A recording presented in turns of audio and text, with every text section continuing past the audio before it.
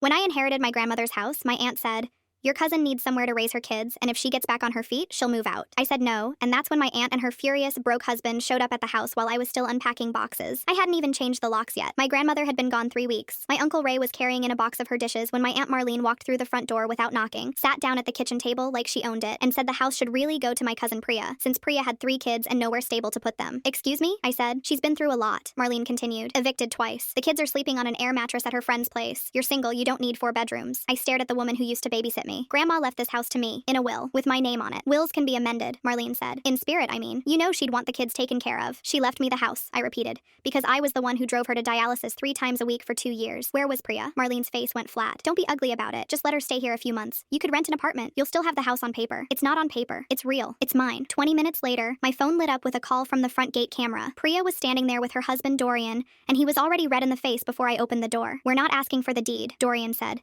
stepping past me into the entryway. "Just let us move in. Temporary. A year, maybe." "A year?" Priya's eyes filled. "You got the house free. I've been begging landlords to take a chance on me for 2 years. You got everything and I got nothing. Grandma didn't owe you a house because your life is hard. I'm sorry it's hard. That doesn't make this yours." Dorian's voice hardened. "My wife has sacrificed everything trying to keep a roof over those kids, and you're sitting on an empty 4-bedroom out of spite." Marlene nodded along like he'd said something wise. "See? Even Dorian gets it. Everyone needs to leave," I said, reaching for my phone. Priya stepped in front of me. "If you don't let us stay, I'll tell the whole family you manipulated Grandma while she was sick. I'll say you isolated her from us. I'll tell people you pressured a dying woman to sign that will." The kitchen went silent. Marlene didn't even flinch. She'd already heard this plan. "You knew she was going to say that," I said quietly. "We talked about how to make things right," Marlene said, like it was a scheduling issue. That's when my partner, Idris, walked in from the garage with the last box, saw Priya blocking the hallway, and Dorian's jaw working like he wanted to say more. He set the box down slowly. "Everyone who isn't on the deed needs to leave the property," he said. "We have a right to—" "You have nothing," Idris said, "but we have something." He pulled out his phone and hit play. Marlene's voice came through the speaker, recorded the night before at dinner. "Priya doesn't need to ask nicely. If she won't give it up on her own, we tell people about the will and let the lawyers sort out what's true later." Then Priya's own voice. "If she calls the cops, we say she's been unstable since the funeral. Nobody will doubt it. She's always been the difficult one." Marlene's face drained of color. Priya grabbed Dorian's sleeve. "These recordings are already with our attorney," Idris said. "If any of you contact her again,